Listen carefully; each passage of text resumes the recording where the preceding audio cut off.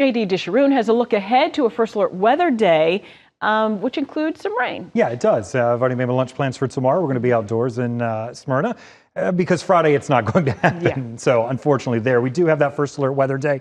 It's moving in for the last day of the work week.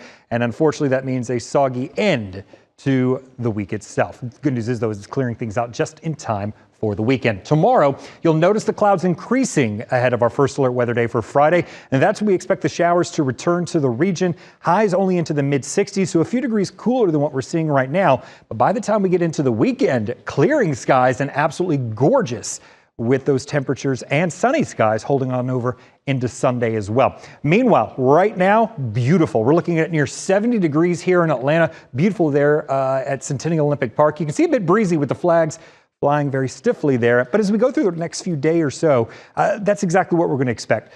Mostly sunny skies, a little bit of a breeze, and the clouds move in late tomorrow with those morning temperatures right around 43 degrees here in Atlanta. 42 though in Covington as you wake up for your Thursday. We could see a little bit of patchy frost up into the mountains with 32 in Blairsville, 34 in LJ, and then 43 south of the city once you head down towards Griffin. So here's the big picture. Here's what's going on. We have high pressure off the Atlantic coast, the backside of that helping to give us that warm air.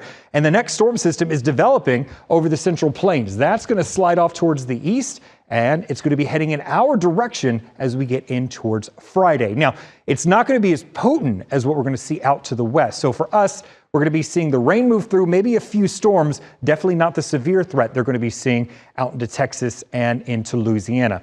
Meanwhile, let's break it down hour by hour for you. Notice 6 o'clock, we're going to start your first alert weather day off cloudy. And then as we get to 10 to 11, that's when the rain moves through. And then by 5 o'clock, as you're heading home, that's when we're going to be drying things out. Roads will still be slick though, so use some extra caution. And then the skies really clear out overnight as we head in towards early Saturday morning.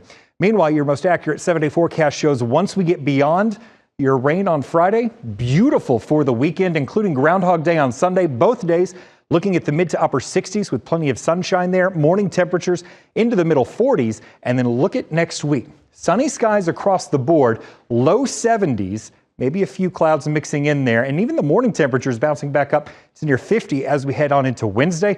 These temperatures about 15 degrees above average, and notice on Tuesday that we got the 20% on there. Models haven't quite nailed down the next rain threat, but it looks like it could come to us early next week. All right, JD, thank you. Here's what